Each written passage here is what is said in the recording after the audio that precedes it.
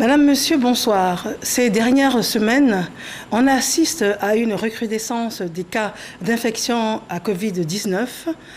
Dans le point quotidien fait par le ministère de la Santé et de l'Hygiène publique, le nombre de décès est inquiétant. Un triste constat depuis environ 2 mois. Le dernier bilan, c'est-à-dire le 6 septembre par exemple, fait état et fait peur. 10 décès pour le lundi et puis 3 décès pour le dimanche. Et puis il s'agissait de 9 décès pour le samedi. Les chiffres sont effrayants pour notre contexte ivoirien. La vaccination semble être la meilleure alternative pour les scientifiques et pour les autorités. Les convaincus, les sceptiques, les anti-vaccins, nous ouvrons le débat ce soir. Faut-il rendre la vaccination obligatoire contre la Covid-19 en Côte d'Ivoire? Pour en parler, nous avons d'éminents professeurs et docteurs. Nous avons également la société civile qui est représentée par M. Soumaoro Ben Fali. Vous êtes PCA du FICH-CR, qui est la Fédération ivoirienne des consommateurs. Bonsoir à vous, merci d'être là. Nous avons également le professeur Ekra. Bonsoir, professeur. Bonsoir, Marianne. Vous êtes directeur coordonnateur du PEV, le plan élargi de vaccination. Le programme élargi. Pardon, le programme élargi de vaccination. Nous avons également la présence du docteur Akakro. Bonsoir à vous. Bonsoir. Bonsoir à vous. Vous êtes conseiller. Vous êtes conseiller au Conseil national des droits de l'homme. C'est cela. Merci d'être là. Et puis nous avons le professeur Beignet Joseph. Vous êtes directeur de l'INHP. C'est bien cela. Très bien. Bonjour, Monsieur, bonsoir et merci à vous d'être sur notre plateau. Nous avons un premier élément à vous proposer. C'est un public reportage, c'est un micro-trottoir. Ce sont les avis pour, les avis contre la vaccination en Côte d'Ivoire.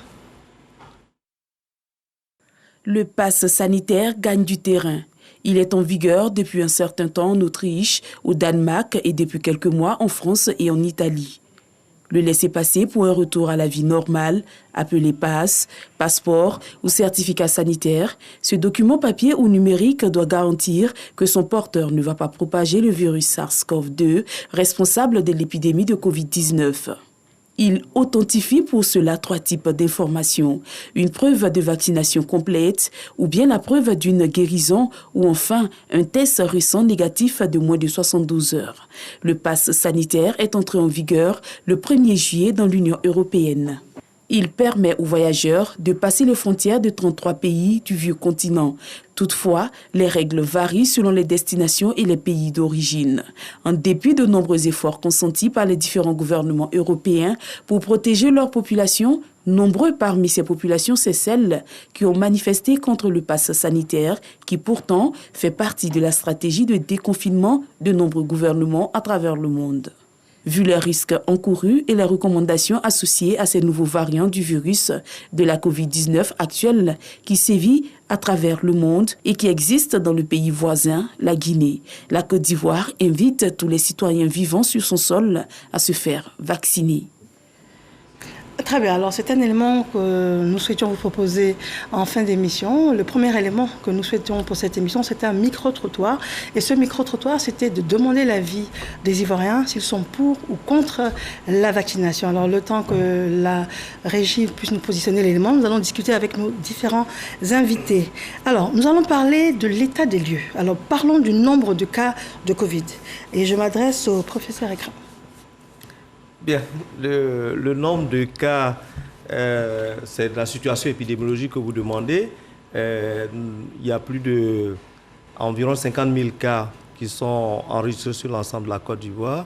Mais ce qu'il faut retenir ces derniers temps, c'est surtout le nombre de décès. Très bien. Voilà, nous sommes à environ 485 décès. Ce sont les statistiques d'hier. Et qui montrent bien qu'il y a une évolution dans cette maladie.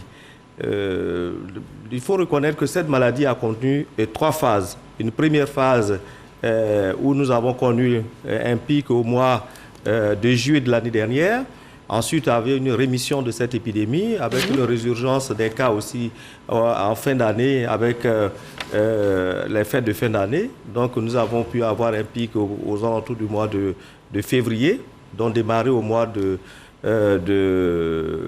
décembre, nous avons pu avoir le pic au mois de février.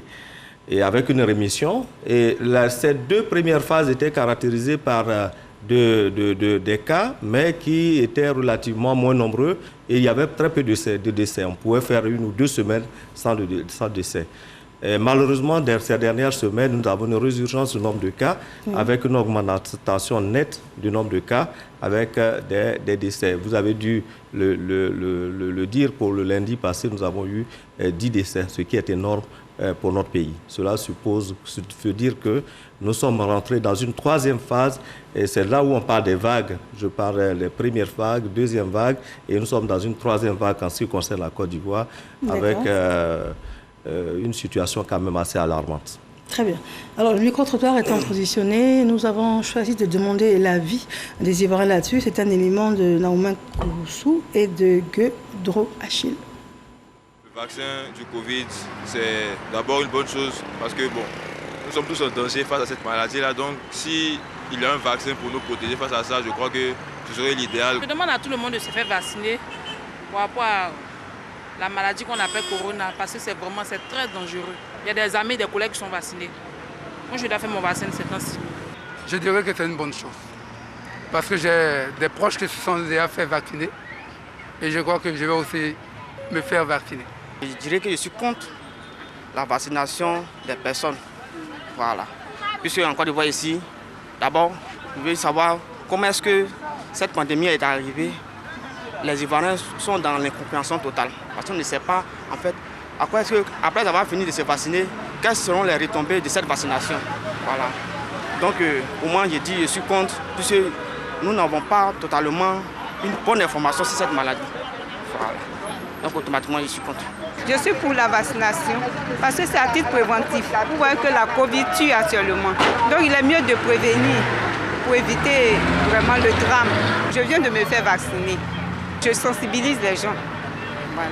Oui, pour la vaccination, je trouve que c'est normal, on doit se vacciner. Comme il y a certaines personnes qui disent qu'en Afrique, il n'y a pas de corona, mais en tout cas, moi, je ne crois pas. Voilà. Les Blancs et nous, là, c'est la même chose, c'est le même sang qui coule en nous. Quelle est la différence pour dire qu'il n'y a pas de corona en Afrique? Donc moi, je préfère que si ceux qui ne sont pas fait vacciner, nos cas, laissez faire vacciner. Parce que maladie qui est si blanc, là, c'est la même maladie aussi qui est si noire. Voilà. Parce que blanc, c'est l'homme. Africain aussi, c'est l'homme. Voilà, donc il leur conseille d'aller se faire vacciner. Moi-même, j'ai fait mes 2 doses propres. Personnellement, je ne suis pas pour la vaccination parce que les expériences ont montré que la plupart de ceux qui se vaccinent, soit ils décèdent, soit ils ont encore des soucis au niveau de la santé. Donc je pense qu'il faut déjà revoir cette formule-là, l'essayer, voir. Sinon la vaccination en elle-même n'est pas mauvaise, mais comme il y a des impacts, c'est pourquoi moi je suis contre. Je suis d'accord pour qu'on vaccine. Je vais le faire. Concernant le vaccin du Covid, je n'ai pas vraiment d'informations là-dessus. Mais les petits bruits de couloir qu'on entend, c'est qu'il y a des effets secondaires. Mais personnellement, je ne l'ai pas encore fait. Maintenant, si on peut m'expliquer au mieux quels sont les effets secondaires, je vais voir si je peux le faire ou non. Mais bon, moi, je ne suis pas contre, mais je ne suis pas totalement pour parce que je n'ai pas encore eu d'informations concrètes là-dessus. Je suis pour parce que pour le moment, c'est parce que je n'ai pas le temps d'aller faire. Donc, c'est payant.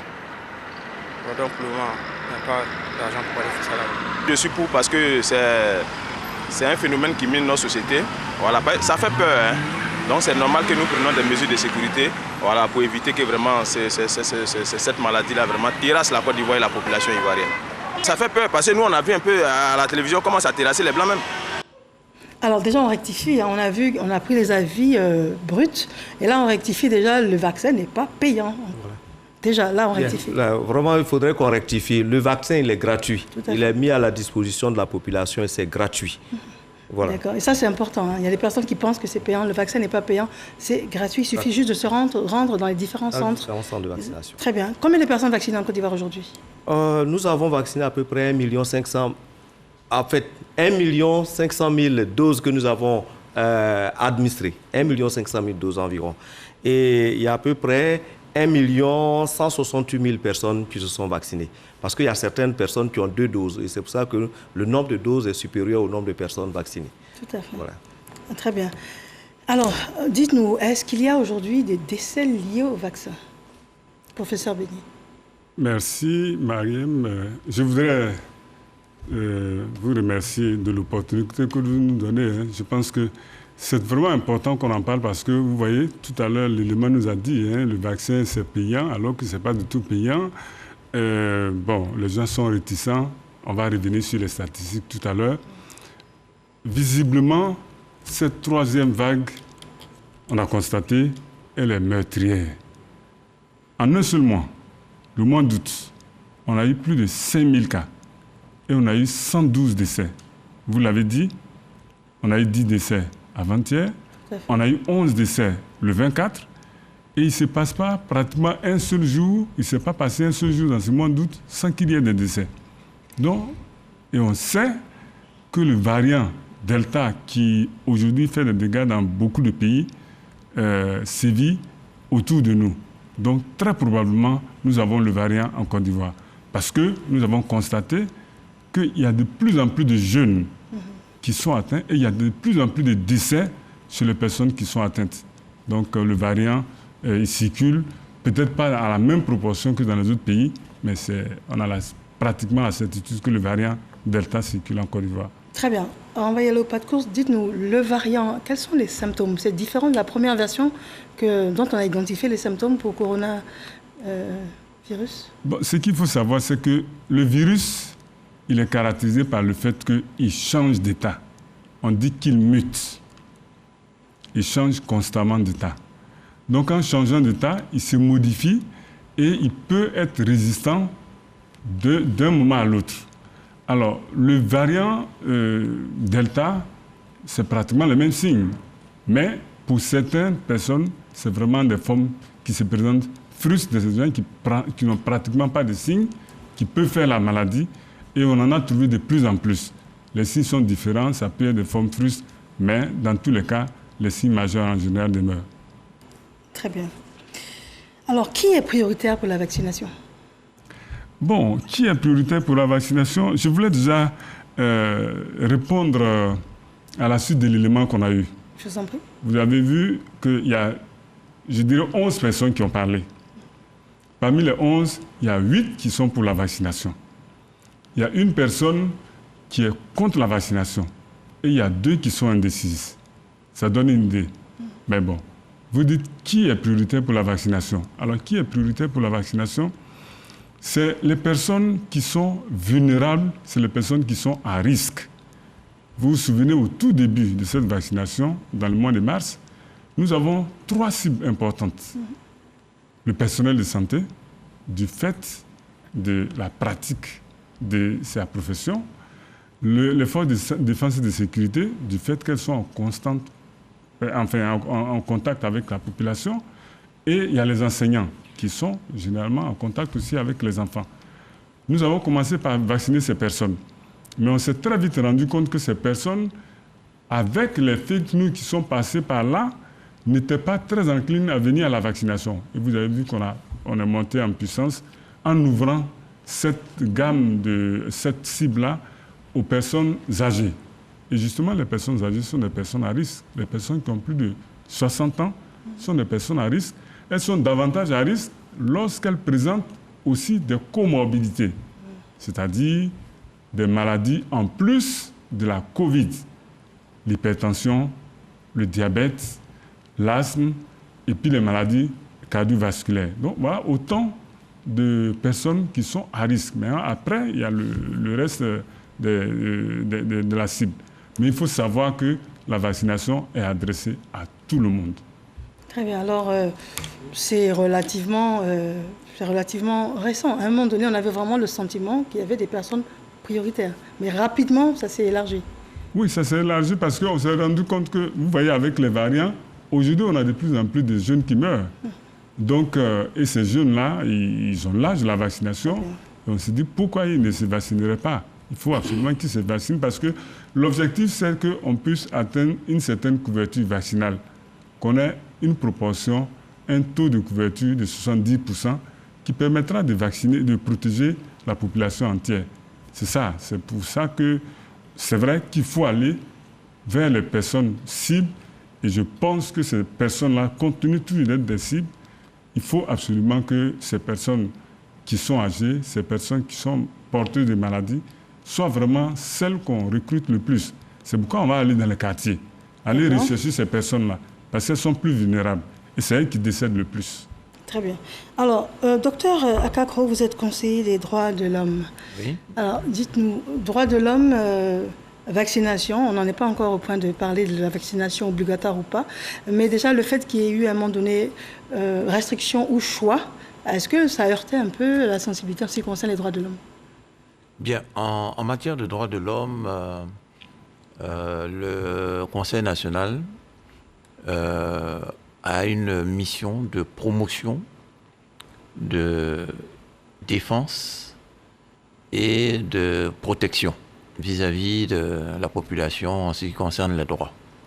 Alors, il faut dire que pour le moment, en Côte d'Ivoire, il s'agit d'une obligation.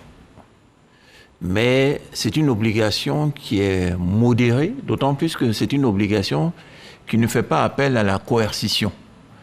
Donc, on ne peut pas faire appel à des gendarmes ou à des policiers pour venir manu militari attraper quelqu'un pour aller faire vacciner.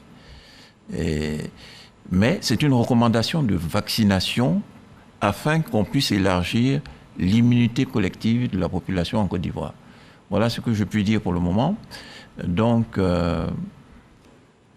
une attitude raisonnable qui préconise la vaccination. Très bien. Monsieur Soumaro Ben Fally, alors, vous représentez ici le consommateur. Quel est votre sentiment? Mon sentiment est que nous avons commencé un travail, il ne faut pas relâcher.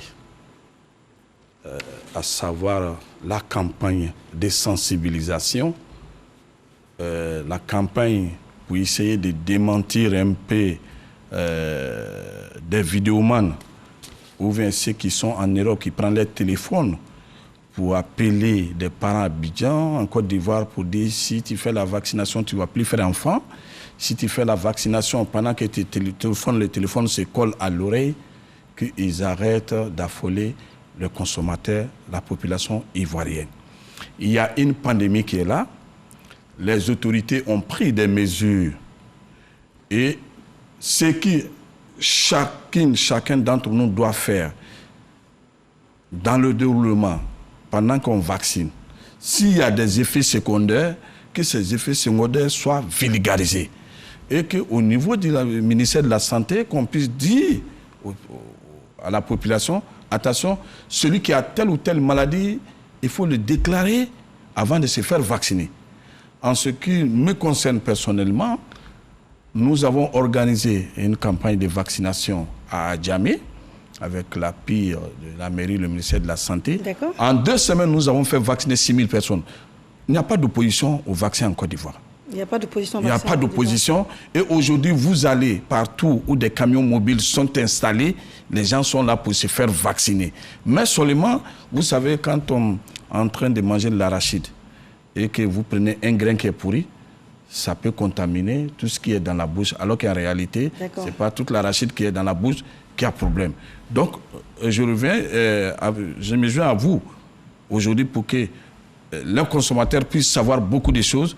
Je voulais demander au directeur général de l'INHP, dans les prisons, quelles sont les dispositions qui ont été prises pour protéger les prisonniers. Parce qu'ils sont entassés dans des cellules. C'est une très bonne question, mais déjà, par rapport à la méfiance en ce qui concerne le vaccin, je m'adresse à nos 2 professeurs ici. Dites-nous, d'entrée de jeu, déjà quand on parle de vaccination, il y a des réticences. On a l'impression qu'il n'y a pas assez de recul sur le vaccin, d'où le scepticisme. Déjà pour savoir comment est-ce qu'on a aussi peu de temps, on peut mettre sur pied un vaccin et puis l'inoculer sans qu'il y ait la crainte des populations. Dites-nous tout pour nous rassurer. Bien, je voudrais revenir sur les réticences pour dire que la campagne de vaccination, spécifiquement en Côte d'Ivoire, a démarré dans un contexte de rumeurs, de méfiance, parce que 6 mois auparavant, il y avait eu un débat qui disait à la télévision où, disons, un des orateurs avait dit que les Africains allaient être utilisés comme des cobayes pour tester le vaccin. Donc je pense que ça a choqué disons, les Africains, de sorte qu'il y a eu, avant même l'arrivée du vaccin, une méfiance qui s'est installée. Et donc, on a dû travailler sur cette méfiance. On a même dû constater au cours des vaccinations que, bon, il n'y avait pas véritablement d'adhésion, autant pour les cibles prioritaires que pour les autres, quand on a fait, disons, l'élargissement.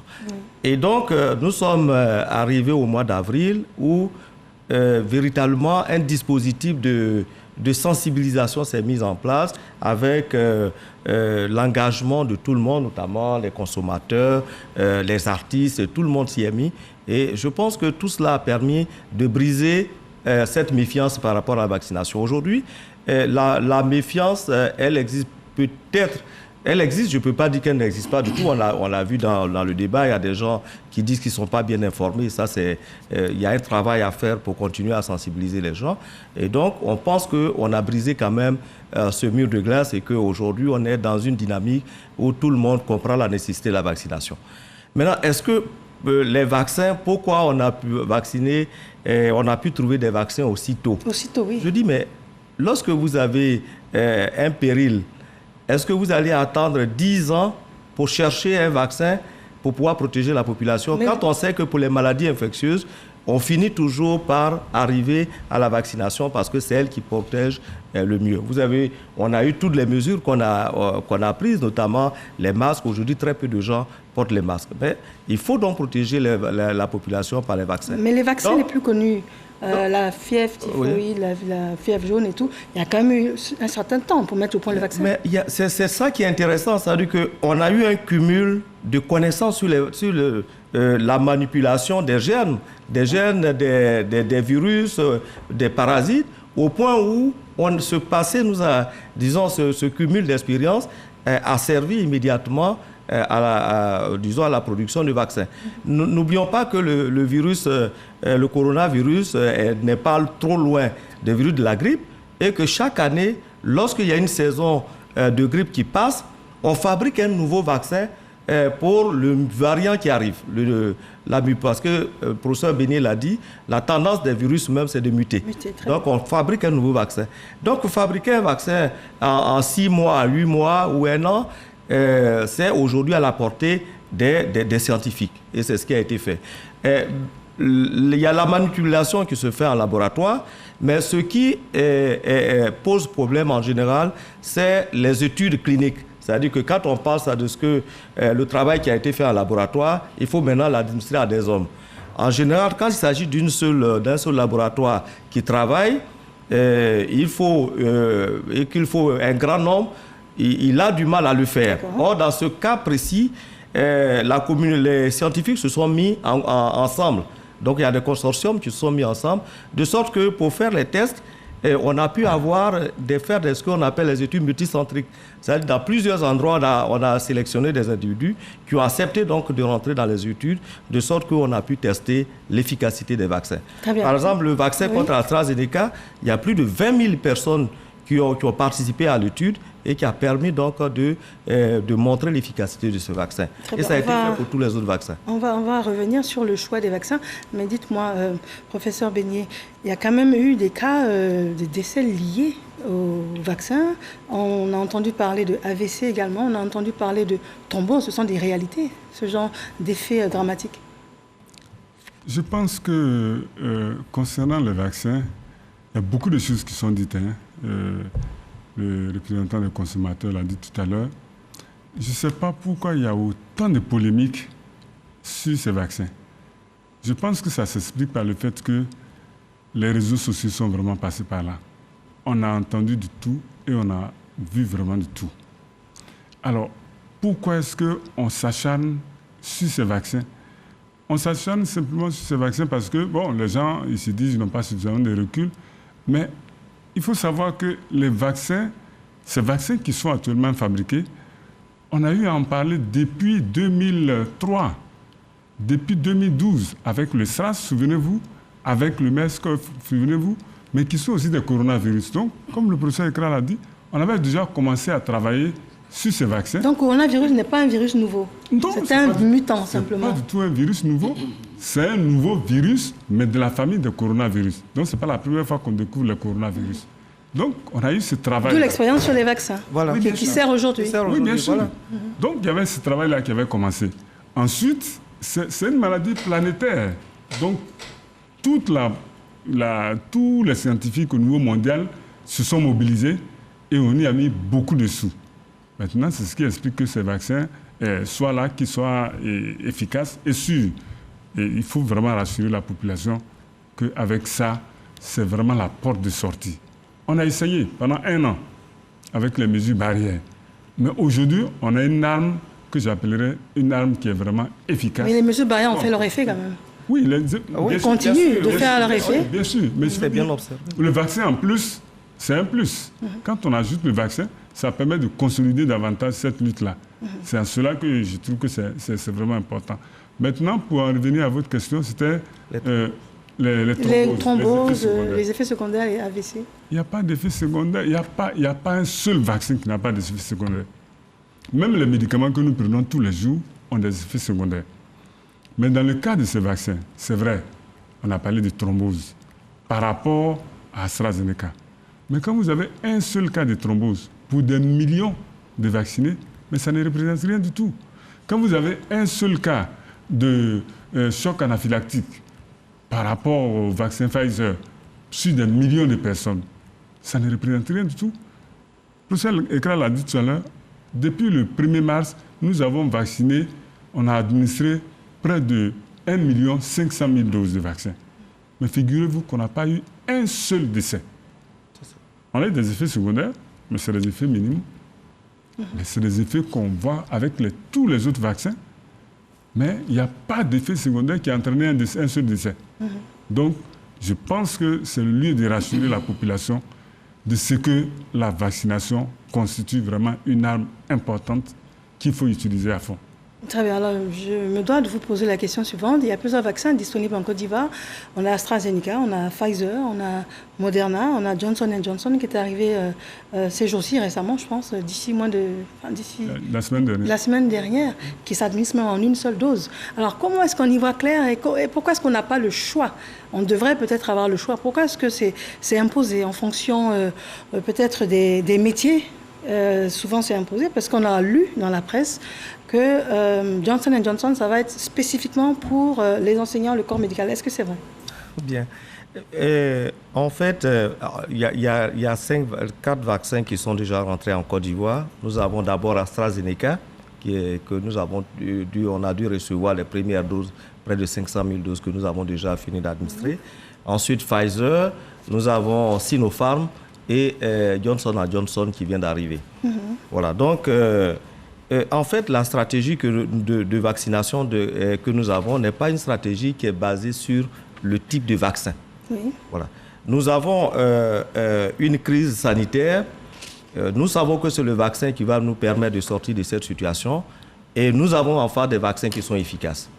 Donc, chaque fois que nous recevons des vaccins, nous proposons ces vaccins-là à la population. Pour nous, il n'est pas question de faire de choix. Voilà, il n'est pas... Parce que si vous décidez d'avoir, par exemple, du Sinopharm, qu'il n'y en a pas, parce que sur le marché, on n'en trouve même pas, donc vous n'allez jamais vous vacciner.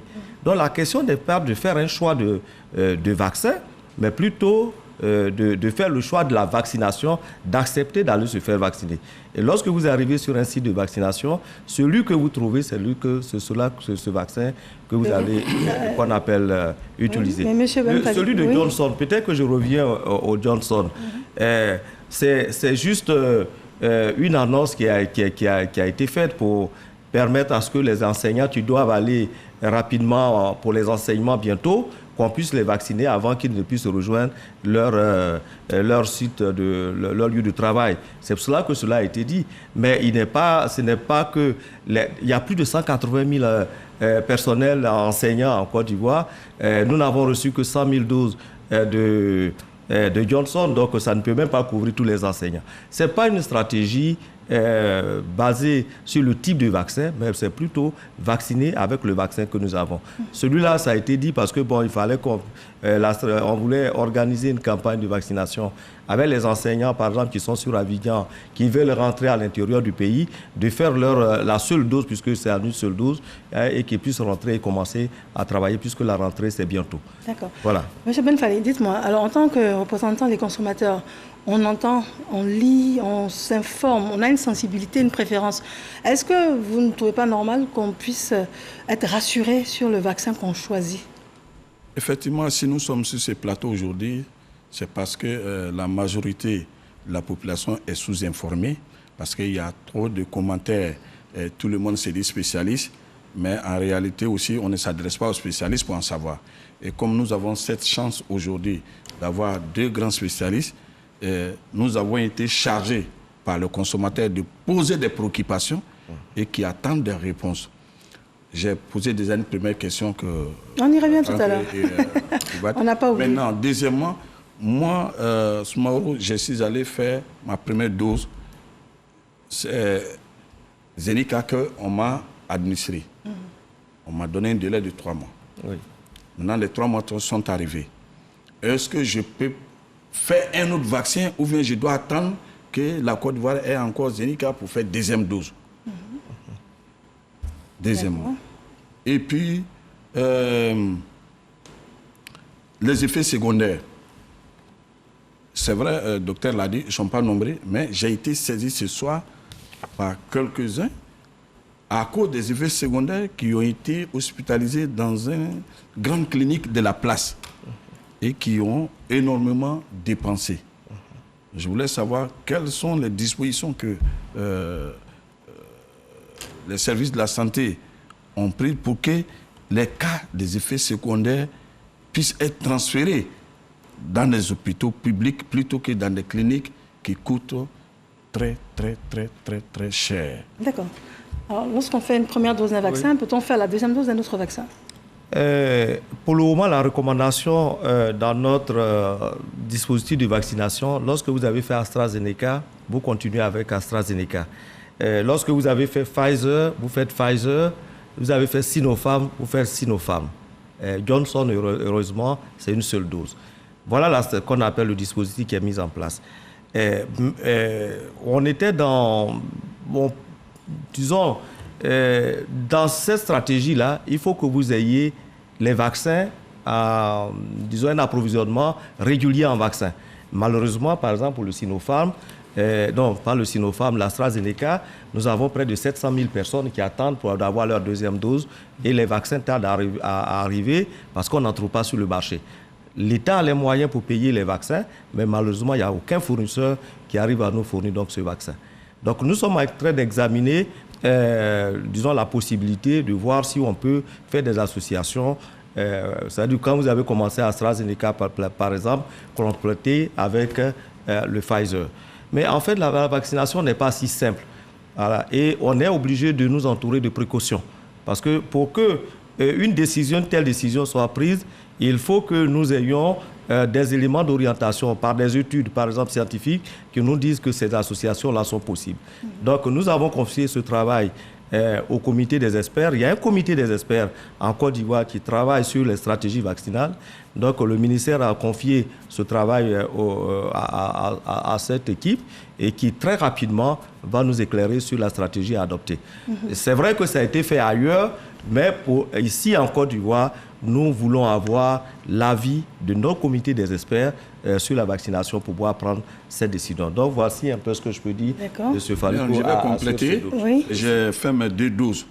Mais avant les 2 doses, vous avez posé une question de savoir les effets secondaires. Est-ce qu'il y a une prise en charge? Oui, les effets secondaires font l'objet d'une prise en charge. Mais seulement, il faut qu'on le sache. Parce que vous voyez que par jour, aujourd'hui, par exemple, on a dû vacciner peut-être 15 000 personnes. Si vous avez un effet secondaire, il faut donc repartir vers le centre de santé dans le district où vous avez été vacciné, qu'on vous enregistre comme un cas nous on appelle MAPI, de manifestation adverse post-immunisation. Et donc, une fois que c'est connu, on fait un suivi. Aujourd'hui, nous avons dans notre base de données plus de 700 personnes qui ont présenté des effets secondaires. Ça va des vertiges, à des maux de tête, des douleurs au niveau des points d'injection, J'ai parlé même d'une infection. Il y a quelqu'un qui a fait par une infection au point d'injection, qui a dû nécessiter une incision et qui a dû nécessiter aussi une hospitalisation au CHU, par exemple, de Trécheville, et qui est prise en charge. Donc, il y a un centre de référence de prise en charge des cas de MAPI, c'est le service des maladies infectieuses. Mais pour qu'on puisse vous prendre en charge là-bas, il faut que vous puissiez communiquer, vous présenter, ou en tout cas au service de santé, que vous avez été vacciné, que vous avez présenté disons une suite avec des effets secondaires, et en ce moment, vous rentrez dans la file de la prise en charge. Je vais vous donner la parole tout de suite. Je voudrais juste demander au docteur Akakro, dites-nous, depuis que la pandémie a commencé, est-ce que vous avez été saisi dans le cadre des droits de l'homme à certaines situations? Par rapport à l'obligation de vaccination? Non, juste avant l'obligation, peut-être des effets secondaires ou bien des recours, des personnes qui viennent vers vous? Non. Non, du tout. À ma connaissance, non. Votre connaissance, non, pas du tout. D'accord. Très bien. Quelle était votre question? D'accord, ok. Si j'ai fait mes 2 doses de vaccin contre Covid-19, quelle est la date de validité pour que le vaccin, le vaccin que j'ai fait, la date de validité pour me protéger, que ce soit 60%, que ce soit 80%, mais quelle est la date de validité? Est-ce que chaque année, je dois me faire vacciner pour rester sous la protection, ou bien une fois que j'ai fait, c'est pour toujours? Parce que ce sont des informations que nous n'avons pas, et nous avons la chance d'avoir des spécialistes en face de nous. La population veut savoir, quelqu'un qui a fait ces 2 vaccins, quelle est la date de validité? D'accord. Voilà. Peut-être que je peux répondre à ça. Malheureusement, on ne peut pas vous dire si vous avez eu vos 2 doses, si ça va vous protéger pendant 3 ans, pendant 2 ans, pendant 6 mois. Pour le moment, on ne le sait pas. Parce que pour qu'on puisse savoir que votre vaccin vous protège pendant 3 ans, il faut qu'on fasse des études. Or, le recul que nous avons est trop court. On a commencé à vacciner seulement au mois de décembre, en Angleterre, en Côte d'Ivoire, à partir du 1er mars. Donc, on n'a pas suffisamment de recul pour vous dire que ce vaccin va vous protéger pendant 5 ans ou 6 ans. Aujourd'hui, même dans certains contextes, avec le variant Delta, les gens passent de révacciner des groupes particuliers qui sont à risque. Donc aujourd'hui, il faut être honnête, on ne peut pas vous le dire, mais les études se font. Voilà. Et il faut que d'ici 1 an, 2 ans, on pourra dire, bon, peut-être que le vaccin, il a dû protéger seulement que 6 mois, ou bien 1 an ou 2 ans. On pourra le dire. Très bien. Une question qui revient également très souvent, c'est par rapport est-ce qu'on est contagieux quand on est vacciné? Oui, mais on peut transmettre la maladie puisque la vaccination ne protège pas à 100%. On est dans quelle proportion de protection? Ça dépend du type de vaccin. Globalement, on est autour de 85% pour certains, de 76% pour AstraZeneca, mais dans les formes graves, on passe à 92%. Donc, il peut arriver qu'on soit contagieux. Mais justement, c'est pour cette raison qu'il faut continuer, malgré qu'on est vacciné, à observer les mesures barrières. Ça, c'est très important. C'est pour soi-même, mais c'est aussi pour les autres. Donc, ça peut arriver. Et on est en train de faire une étude pour montrer au sein de la population vaccinée quelle est la proportion des gens qui ont fait la maladie. Même quand ils font la maladie, c'est vraiment des formes mineures. Donc, ça veut dire que quand on est vacciné, on ne peut pas faire les formes graves de la maladie? En tout cas, pour ce qu'on a constaté jusqu'ici, ça a permis d'épargner les gens des formes graves. Et là, c'est une question importante. Quand on est vacciné, on ne meurt pas du coronavirus? Je ne dis pas qu'on ne meurt pas du coronavirus, on peut toujours mourir de quelque chose. Mais en tout cas, les proportions de ceux qui sont vaccinés, qui font la maladie, est vraiment minime. D'accord. Je dois dire que c'est en termes de proportions. Si on prend un groupe de personnes non vaccinées, vous allez voir que dans ce groupe de personnes, quand les gens font la maladie, ils vont, la plupart du temps, ils vont développer des formes graves et il va y avoir plus de décès dans ce groupe. Quand vous prenez le groupe de sujets vaccinés, on a dit que la vaccination protège à 85-90%. Donc, il y a une petite proportion de personnes qui peuvent être vaccinées, mais ne pas être suffisamment protégées. Ces personnes-là peuvent faire la maladie, mais feront une forme mineure. Mais il n'est pas exclu non plus que, pour certains cas, parce que les organismes ne sont pas les mêmes, que quelqu'un développe une forme grave et qu'il en décède. Mais comparé à la population des gens qui ne se sont pas vaccinés, c'est vraiment, la différence est grande. Voilà. vous avez près de 90%, voire 95% de gens que quand ils sont vaccinés, ne font pas de forme grave. C'est ce qu'il faut retenir. C'est ce qu'il faut retenir. Alors, est-ce que tout le monde peut se faire vacciner?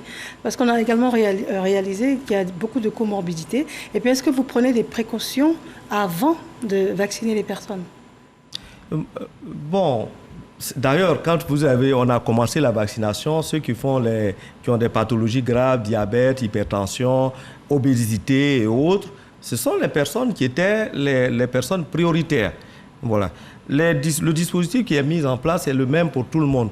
Lorsque vous arrivez, on vous interroge, on cherche à savoir ce que vous avez, on vous enregistre et ensuite on fait la vaccination.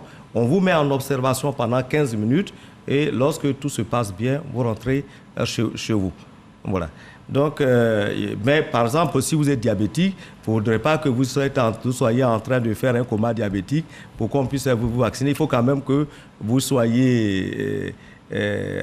disons, vous ayez un état satisfaisant pour qu'on puisse vous vacciner. Vous préconisez qu'on vienne avec un test sanguin, la vaccination? Non. En matière de santé publique, ce n'est pas nécessaire. Parce que le test lui-même va coûter peut-être plus cher que le vaccin. Donc, ce qu'on demande... Qui est gratuit, on le rappelle. Voilà, bien. Bientôt, quand ce sera gratuit, ceux qui vont faire, disons, qui auront leur test antigène qui prouvera que bon, ils sont négatifs. Ceux-là, normalement, moi, si je suis à leur place, la première des choses, c'est que j'ai mon test négatif, je vais aussi de vaccination pour me vacciner. Voilà, pour me protéger. Très bien. Alors, nous avons un élément à vous proposer. C'est un élément d'une chaîne étrangère, mais ce qui est important de savoir, c'est des personnes qui étaient réfractaires au vaccin.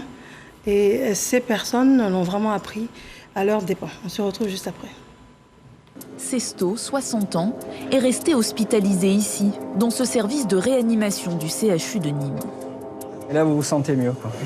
En fait, l'oxygène dans le nez, là, ça vous fait du bien. Ils ont une super équipe qui m'ont super bien. Bon, bah c'est super. Voilà. Bon, on vous garde encore un peu ici. Hein? Pas de souci. Voilà. Merci. Une surveillance constante, car ce patient vient d'avoir la peur de sa vie. Fin juillet, alors qu'il a déjà de nombreux problèmes de santé, il a développé la forme grave du Covid-19. Je me suis retrouvé entre la vie et la mort, c'est le cas de la vie.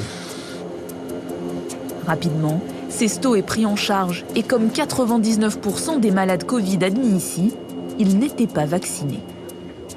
Je suis comme la plupart des réseaux disent, des médias disent que c'est des complots, des CMI, mais en fait c'est la vérité.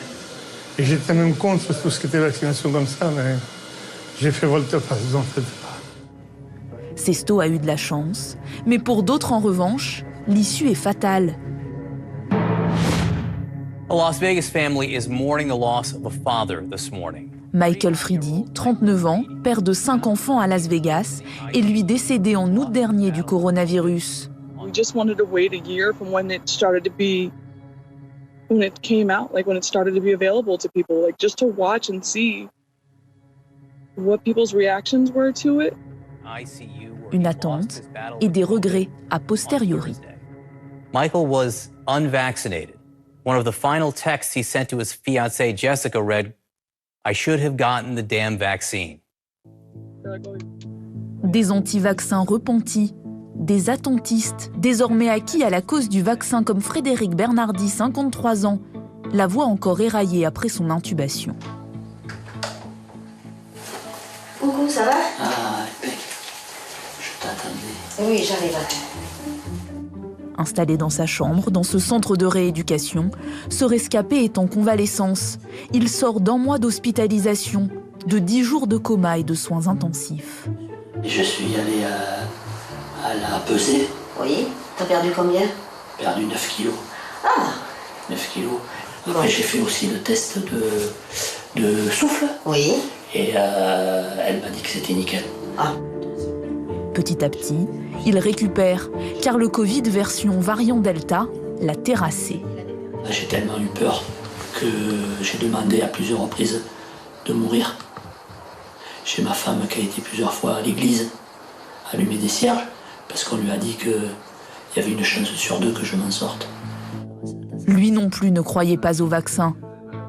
J'avais pas assez de retour et pas assez d'expérience, enfin nous, pour pouvoir être vacciné. Et comme un imbécile, j'ai pas voulu le faire. Alors que mon épouse, elle est depuis le mois de juin vaccinée. Ce qui ne l'a pas empêché de l'attraper, mais elle n'a rien eu, quoi. J'ai en général pas souvent le regret de faire les choses ou de ne pas les faire, mais je crois que c'est le plus grand regret de ma vie de ne pas l'avoir fait. En famille, au travail, Frédéric était entouré par des amis non vaccinés. C'est d'ailleurs l'un de ses collègues anti-vaccins qui l'a contaminé. Mais aujourd'hui, son expérience a changé un peu la donne. Quand tout le monde a su ça, tout le monde disait « Ah ben moi je voulais pas, ah oui mais il a eu, bon ben vite, alors je prends vite rendez-vous et ainsi de suite. » Donc ça a fait vraiment boule de neige et on a eu énormément de gens qui se sont décidés à se faire vacciner et pourtant ils n'étaient pas pour. Les premiers à avoir sauté le pas, ce sont leurs enfants. Allez, vas-y doucement. C'est bon ça... Encore affaibli, Frédéric a réussi à convaincre sa fille 24 ans et son fils 27 ans de se faire vacciner. Salut mon grand. Aujourd'hui, Enzo n'est pas franchement rassuré à l'idée de se faire piquer, mais il dit avoir compris qu'il n'avait pas réellement le choix. Un vaccin qui arrive aussi vite, on est toujours un petit peu réticent, on ne sait pas ce qu'ils vont nous injecter, donc forcément on se pose des questions, c'est normal. Et avec ce qui s'est passé, ben forcément il faut se rendre à l'évidence. Un soulagement pour Frédéric Bernardi qui se présente aujourd'hui comme un ambassadeur du vaccin. Il a d'ailleurs pris rendez-vous pour recevoir une dose dès le 6 octobre prochain. Oui. Dites-nous, quand on voit cet élément, ça donne froid dans le dos. Est-ce qu'on peut contraindre quelqu'un malgré soi à se faire vacciner d'un point de vue droit de l'homme? Alors, en matière de droits de l'homme, il faut savoir qu'il y a une dérogation.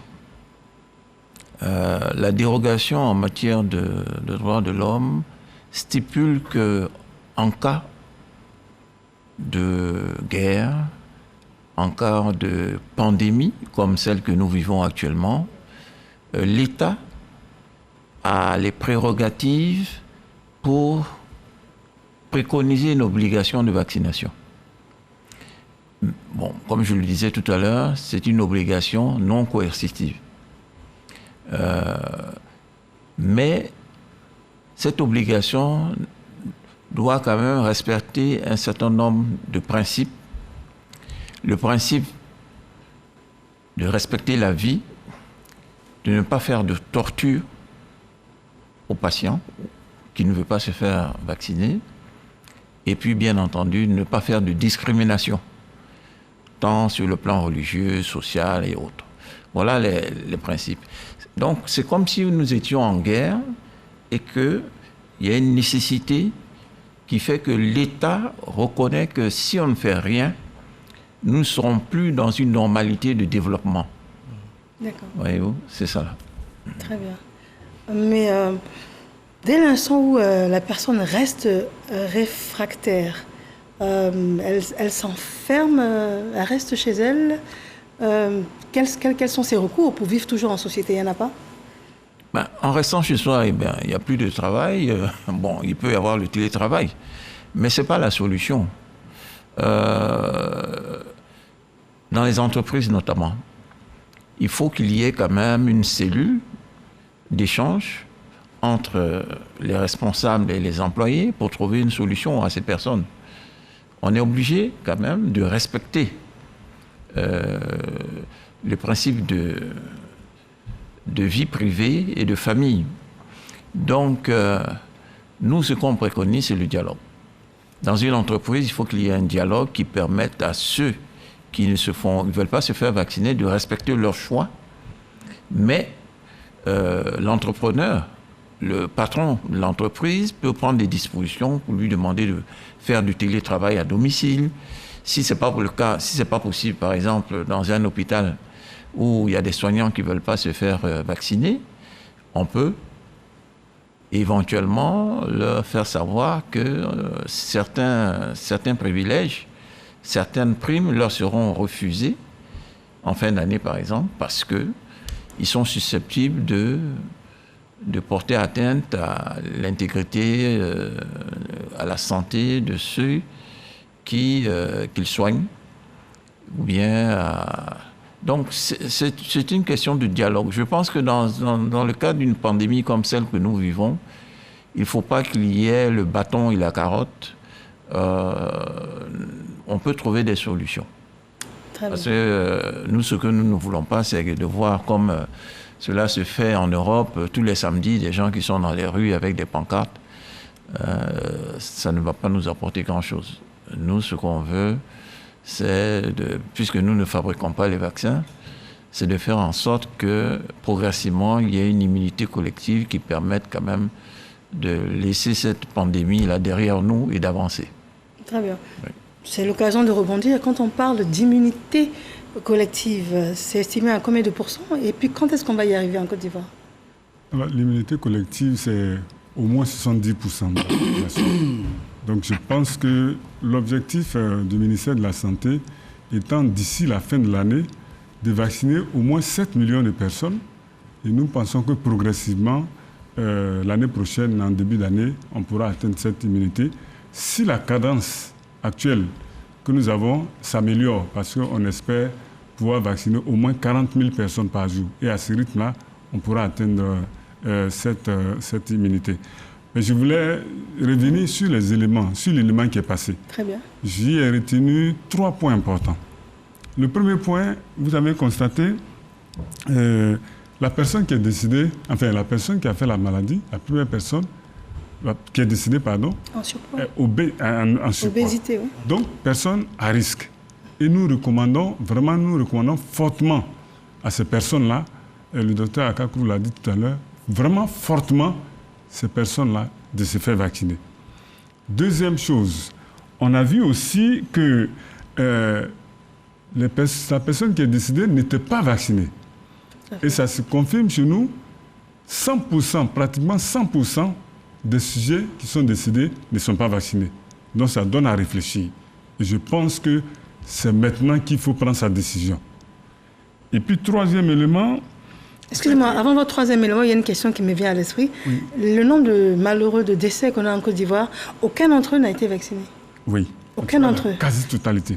On a 487 décès, je pense. Oui. Et 487 décès, il y a 487 personnes non vaccinées qui sont mortes. Parce qu'il y a quand même une partie avant l'avènement de la vaccination qu'il faut prendre en compte. Il faut prendre en compte, oui. L'année dernière. Depuis l'avènement de la vaccination, ceux qui sont décédés, c'est des gens qui ne sont pas vaccinés. Très bien. Je vous en prie. Et puis, troisième chose, il y a encore des gens qui sont hésitants, qui sont en train de réfléchir. Et entre le temps de la réflexion et la décision, le pire peut arriver. Donc c'est pourquoi il faut y aller vite. Il faut y aller maintenant, parce que là, l'État a mis en place, en tout cas a commandé suffisamment et a provisionné. Actuellement, on a suffisamment de vaccins, en tout cas pour ceux qui le veulent. Donc, on les exhorte, en tout cas, on exhorte la population à aller vers la vaccination.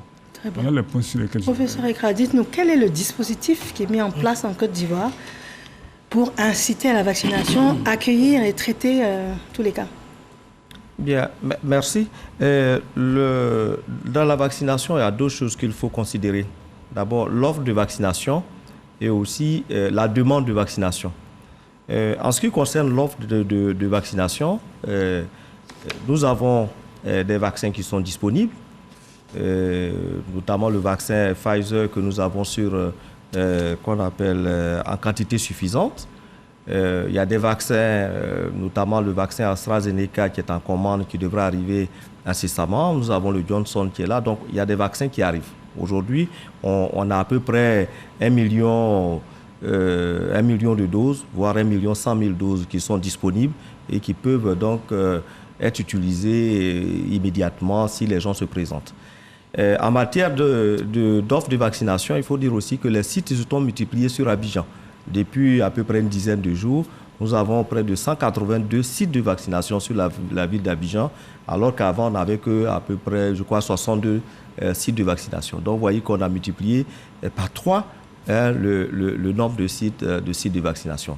Donc ça, il s'agit de l'offre. Le personnel de santé est disponible, compétent et prêt à administrer les vaccins. L'autre versant, maintenant, c'est la demande. C'est que chacun se décide, comme l'a dit le professeur Béni, est en train de sensibiliser à ce que les gens viennent. Et aujourd'hui, l'offre est supérieure à la demande. Pour se faire aujourd'hui, l'offre est supérieure à la demande. Aujourd'hui, je peux dire que l'offre qui est disponible, elle est importante. Voilà. La demande, normalement, peut-être que la demande, on ne l'a pas quantifiée. Certainement que la demande est supérieure à l'offre. Vous n'êtes pas en rupture. Mais seulement, on n'est pas en rupture. Tout à fait. Mais seulement que les gens ne se présentent pas tous à la fois. D'ailleurs, s'ils se présentent tous à la fois aussi, les sites vont être encombrés. Donc, mais on attend à peu près 40 à 60 000 personnes que nous pouvons vacciner sur Abidjan par jour. Voilà. Donc, voici un peu le dispositif qui existe. Ce que nous faisons en matière de mobilisation des personnes à venir, c'est par exemple l'occasion que vous nous offrez de parler aux Ivoiriens, de leur dire la nécessité de se faire vacciner. Ce sont les rencontres aussi avec des groupes organisés, notamment avec l'association des consommateurs qui donc mobilisent par exemple au marché. Nous travaillons, le ministre de la Santé lui-même a pris son bâton de pèlerin, il a vu les différents des groupes sociaux, il a rencontré des entraîneurs de gloire de football, des chanteurs qui se sont mis sur le terrain pour travailler. Aujourd'hui, par exemple, pour ne pas peut-être faire de publicité, on est associé par exemple à l'événement concernant le FEMUA, où il y a un site de vaccination, par exemple, qui existe et que les gens peuvent se faire vacciner d'abord avant d'aller au FEMUA, puisque c'est un lieu de regroupement. Nous avons aussi, le ministère travaille aussi avec le milieu sportif. Par exemple, tout dernièrement, lors du match Côte d'Ivoire-Cameroun, des gens, ceux qui ont participé à ce match-là ont pu bénéficier aussi de la vaccination. Alors ça me rappelle la question... toute la stratégie qui est organisée. Mais on va aller plus loin. Au fur et à mesure, nous allons nous déployer, même dans les quartiers. On travaille avec les syndics, nos districts sanitaires travaillent avec les syndics. Et donc, pour aller proposer de la vaccination dans la communauté et que tout le monde puisse avoir accès à ce vaccin. Alors, M. Ben, tout à l'heure, il a posé une question importante, la prison. Est-ce que tout le milieu carcéral est vacciné? Pour le moment, non. Mais dans les jours à venir, ce milieu carcéral va être vacciné. On attendait d'avoir un vaccin qui puisse être utilisé ne serait qu'en une dose.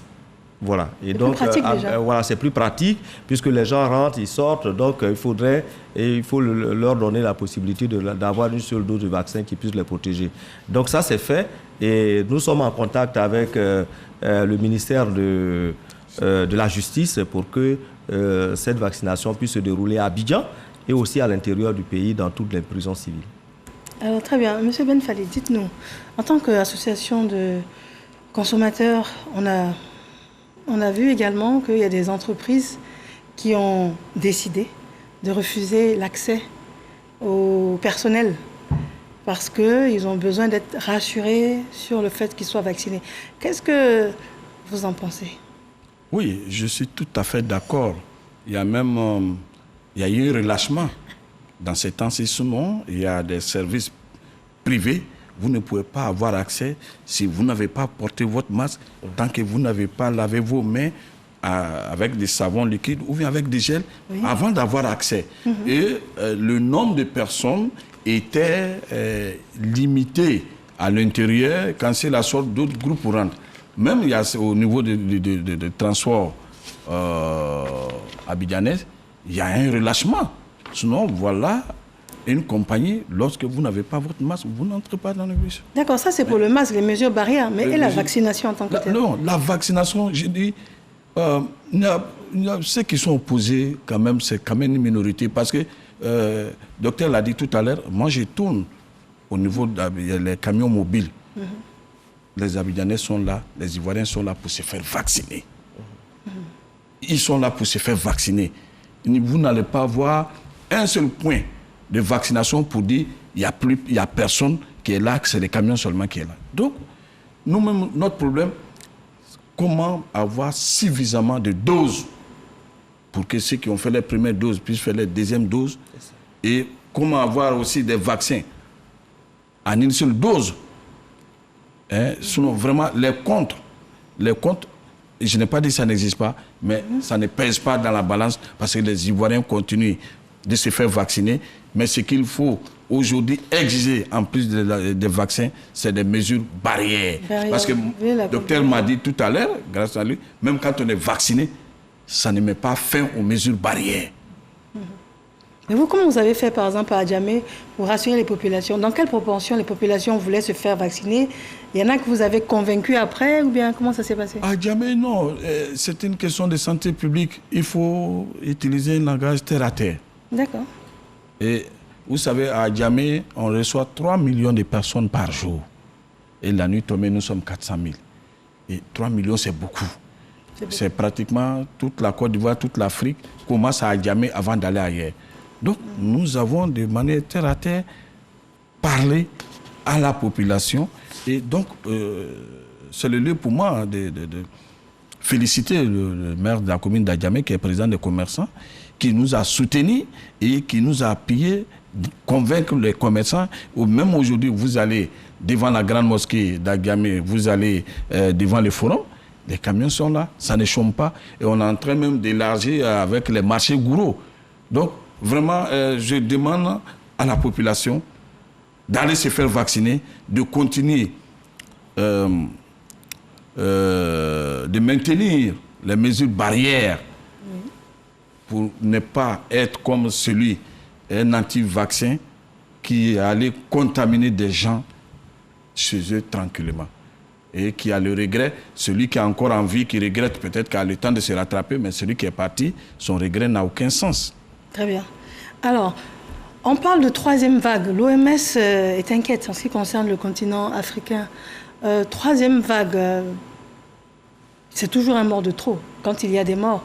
Mais on a peut-être le sentiment que c'est un peu trop alarmiste. Et puis pourquoi troisième vague? On a fini la deuxième vague, messieurs? Oui, on a fini la deuxième vague. On l'a dit tout à l'heure. Dans le mois de juin-juillet en 2000, on a eu une première vague. Le principe même de la vague, c'est quoi?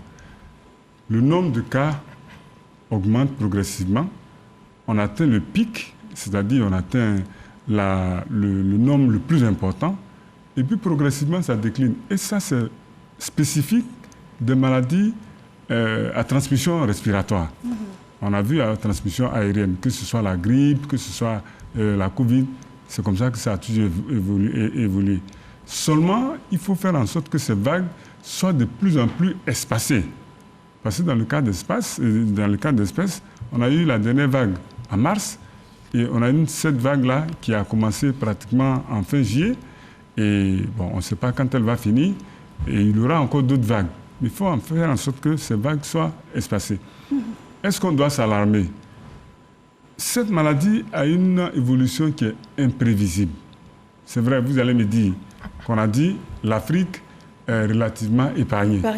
Mais on a vu des pays autour de nous où le système de santé a été énormément éprouvé, où les malades étaient couchés pratiquement par terre. Nous n'en sommes pas pour le moment là. On a des infrastructures, mais on ne sait pas à quel moment ça peut arriver. Et si jamais ça arrivait, je pense que les structures sont en place pour pouvoir parer au plus pressé. On a combien de lits en Côte d'Ivoire, par exemple? Alors, pour l'instant, je vous donne les chiffres au niveau d'Abidjan. Au niveau du service des maladies infectieuses, on a 62 lits, dont 27 de réanimation qui sont disponibles actuellement. Au niveau du CHU de Cocody, on a 26 lits. Au niveau du CHU de Yopougon, on a 60 lits. Au niveau de Hma, on a 26 lits. En tout cas, on a plus de 200 lits qui sont disponibles rien que pour Abidjan. Mais en plus d'Abidjan, tout l'intérieur du pays, que ce soit San Pedro, que ce soit Boaké, que ce soit Bengourou, que ce soit Daloa, que ce soit Korogo, toutes les grandes régions sont aujourd'hui dotées d'infrastructures pour pouvoir accueillir les cas de Covid-19 au cas où ça se compliquerait. Et chaque fois, il y a toujours des lits de réanimation qui accompagnent les lits d'hospitalisation. Donc, on a les infrastructures et on attend.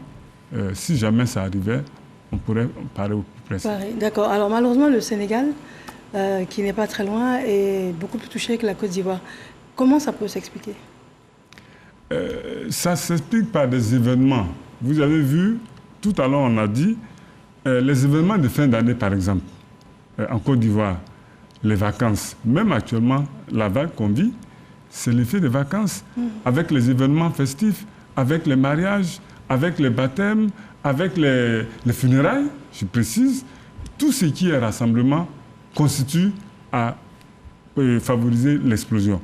Mais au Sénégal, probablement, il y a eu des événements qui ont favorisé ça, le pèlerinage et autres. Et donc, ça peut s'expliquer par ça. Mais c'est pourquoi c'est important que quand il y a ce genre d'événement, il faut absolument respecter les mesures barrières. Il faut se laver les mains, il faut utiliser les masques et surtout, il faut être vacciné. Parce que quand on est vacciné, ça réduit considérablement la transmission. Très bien. Alors, quand on passe le pas, on décide de se faire vacciner, on réalise également, professeur Ekra, qu'on est peut-être en train d'aller vers encore des doses, des piqûres de rappel. C'est vers cela qu'on se dirige. C'est une maladie avec laquelle il va falloir vivre, peut-être? Oui, c'est comme on vit avec toutes les autres maladies. On vit avec la fièvre jaune, on vit avec le paludisme, on a on a des moyens pour lutter contre cette maladie. Donc, on va vivre avec le coronavirus. Mais aujourd'hui, les stratégies évoluent. Vous voyez, les stratégies évoluent. Je disais tantôt qu'il n'est pas exclu que pour certaines cibles, on demande de faire une 3e dose pour renforcer l'immunité des gens. Voilà.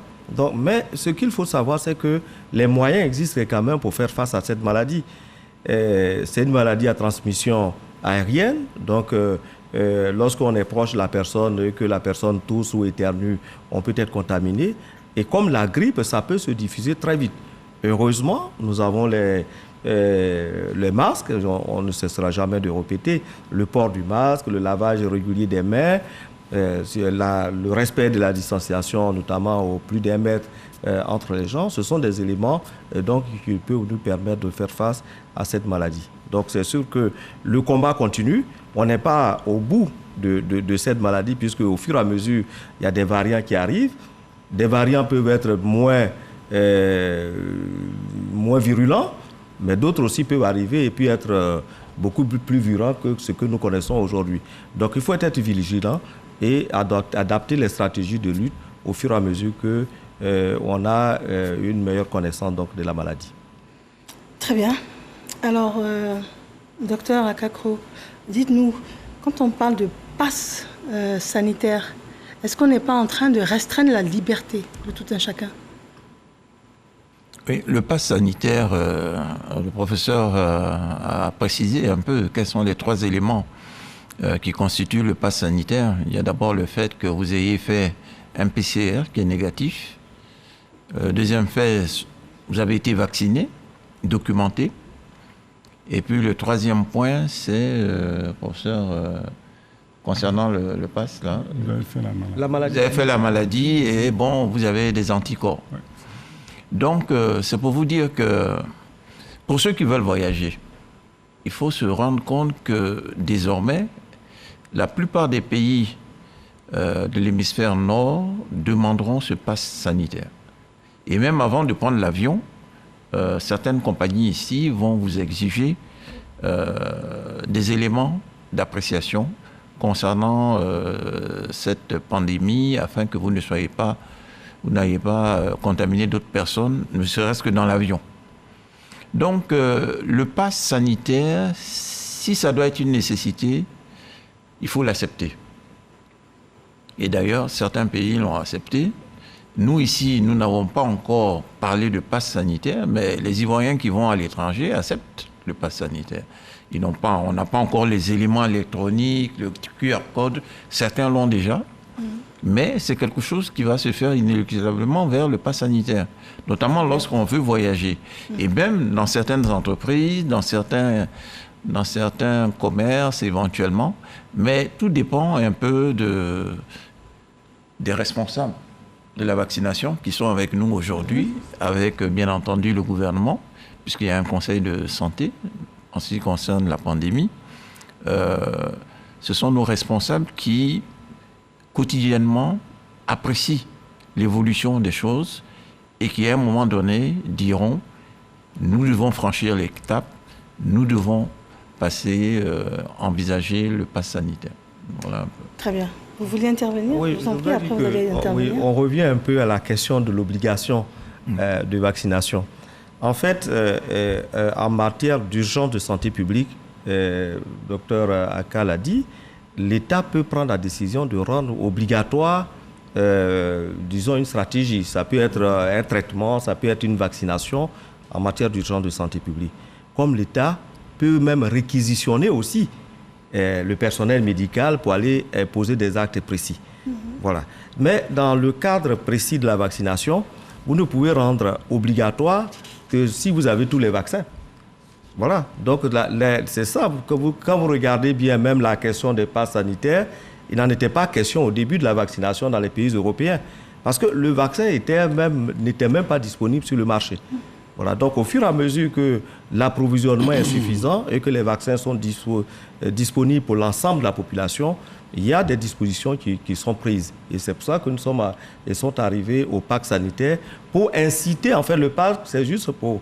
Ce n'est pas une obligation en tant que telle, mais c'est pour inciter les gens à se vacciner. C'est une contrainte importante. On ne peut pas aller au restaurant. Et vous l'avez dit tout à l'heure, que dans l'évolution des choses, s'il y a suffisamment de vaccins pour tout le monde, on va progressivement procéder, disons, le ministère de la Santé et l'État de Côte d'Ivoire procédera, disons, prendra des mesures appropriées.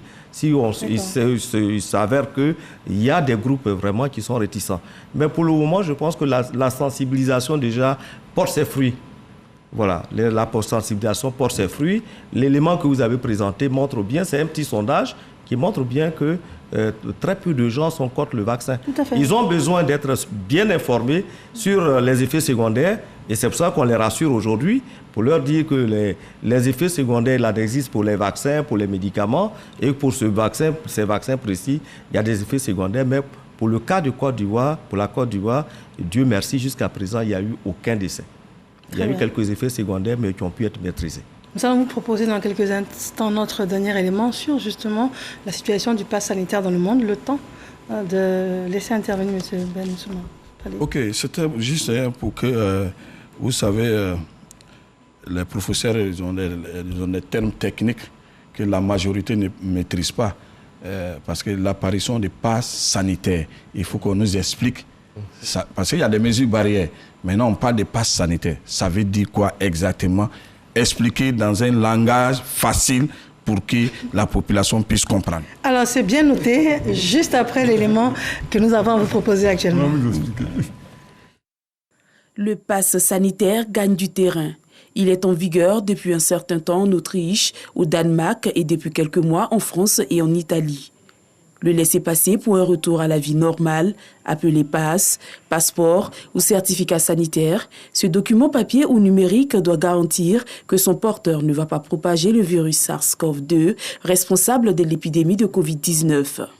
Il authentifie pour cela 3 types d'informations, une preuve de vaccination complète ou bien la preuve d'une guérison ou enfin un test récent négatif de moins de 72 heures. Le pass sanitaire est entré en vigueur le 1er juillet dans l'Union européenne. Il permet aux voyageurs de passer les frontières de 33 pays du vieux continent. Toutefois, les règles varient selon les destinations et les pays d'origine.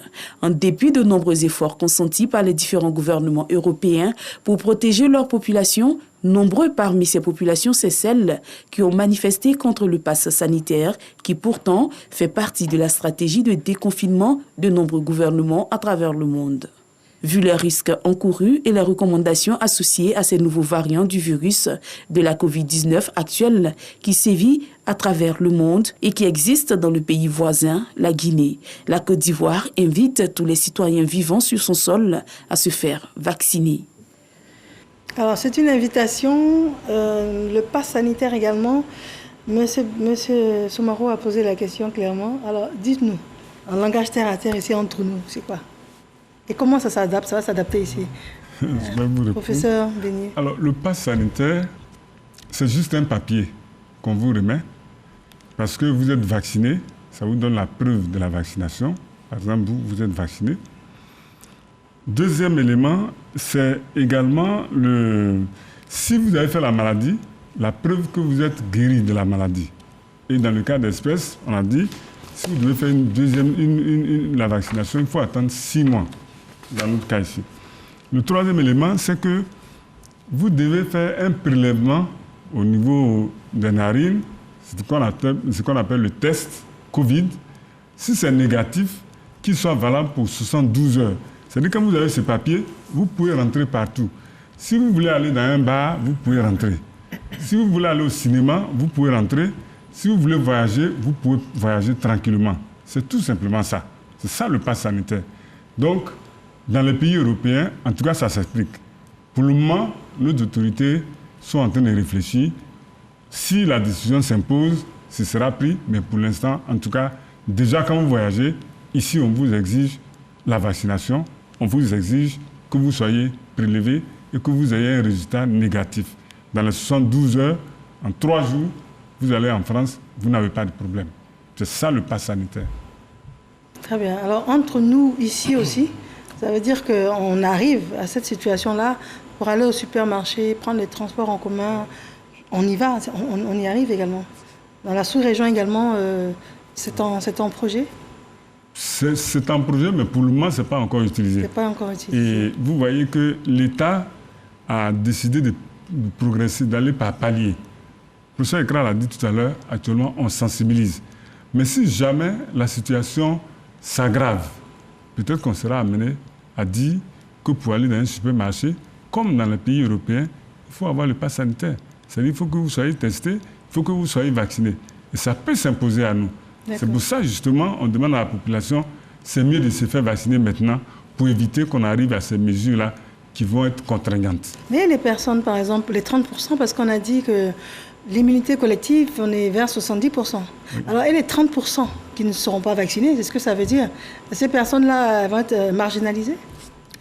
Non, l'immunité collective ne veut pas dire que lorsqu'on atteint l'immunité collective, on arrête la vaccination. La vaccination va être proposée à tout le monde. Mais techniquement, lorsque vous avez 70% de votre population qui est vaccinée, il y a la circulation du virus est faible, disons, ça menuse, et de sorte qu'il y a moins de cas de maladie. C'est tout ce que ça veut dire. Mais cela ne veut pas dire qu'on arrête la vaccination. L'objectif, dans un premier temps, c'est d'atteindre ce niveau, mais on va continuer à vacciner jusqu'à ce que tout le monde puisse être vacciné. Vous voyez que la cible actuelle, ce sont les enfants, disons les personnes de 18 ans et plus, mais on a même des recommandations qui arrivent bientôt et qui feront en sorte qu'on va diminuer. Voilà, on va réduire mais les enfants résistent mieux. Les enfants résistent mieux. Oui, quand même.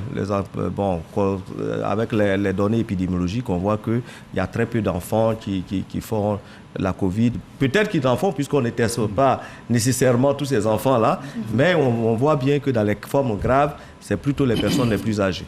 D'accord. Voilà. Très bien, nous sommes quasiment au terme de notre émission. On va faire un dernier tour de table et demander à chacun d'entre vous le mot de fin. Monsieur Soumaro Ben Fally, quels sont vos derniers propos? Je vous remercie. Je remercie aussi le ministère de la Santé. Professeur l'a dit, la sensibilisation a donné et continue de donner. Mais il faut continuer à sensibiliser. Parce que c'est grâce à cette sensibilisation aujourd'hui que tous les points de vaccination sont bondés du monde. Les Ivoiriens veulent se faire vacciner. En tout cas, ici, il n'y a que des sceptiques. Il n'y a pas d'anti...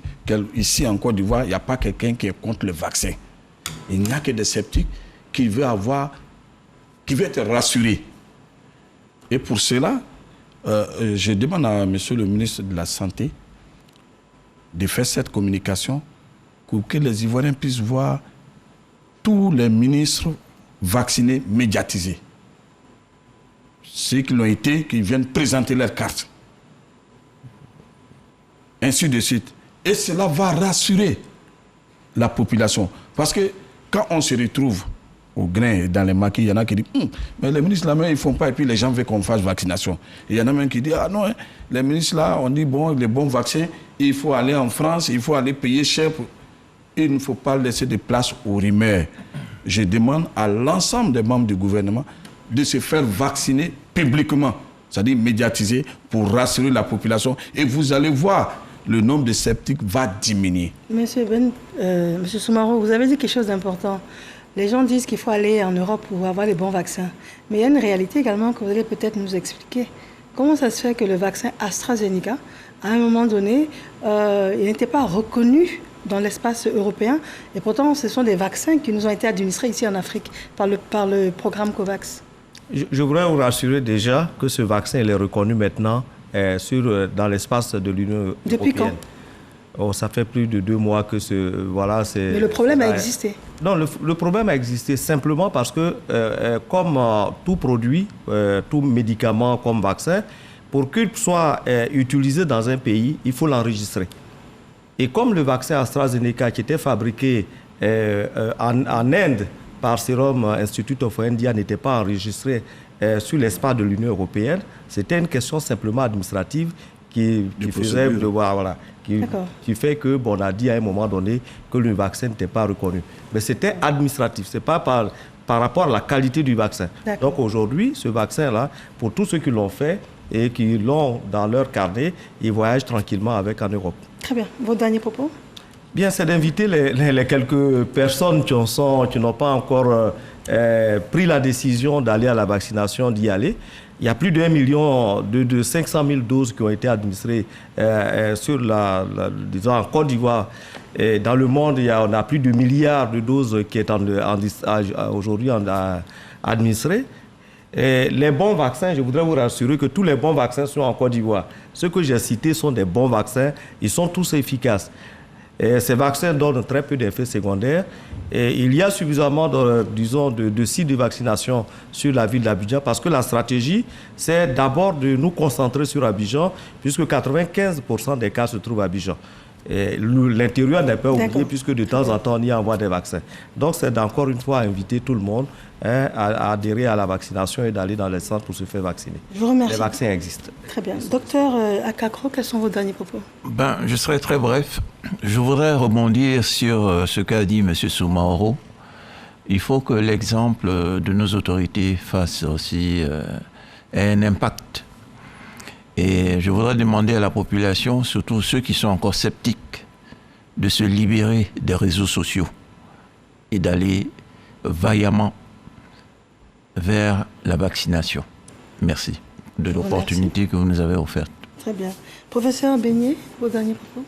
Oui, je voudrais rassurer M. Soumaoro que les membres du gouvernement sont vaccinés. Peut-être qu'il n'y a pas eu beaucoup de médiatisation, mais vous savez que M. le Premier ministre a donné l'exemple. Et les autres l'ont suivi. Donc aujourd'hui, les membres du gouvernement sont vaccinés. Ça, je le dis avec des preuves. Deuxièmement, je voulais rassurer la population que les vaccins dont nous disposons sont des vaccins efficaces. Les effets secondaires sont vraiment moindres. Et que ceux qui ne sont pas vaccinés constituent le réservoir des variants. Donc, plus il y aura des gens qui ne seront pas vaccinés, plus on aura des variants et plus on aura de décès.